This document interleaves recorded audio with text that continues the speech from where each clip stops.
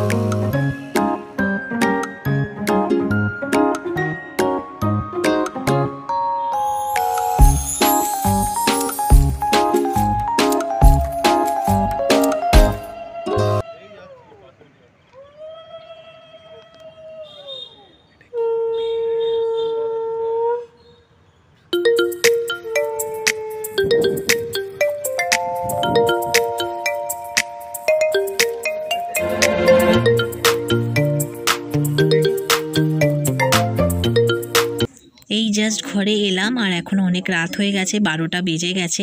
ওখানে ডিনার করেই এসছি, কিন্তু আর ভিডিও করে উঠতে পারিনি। যতটা পেরেছি তোমাদের সাথে ভিডিও শেয়ার করছি।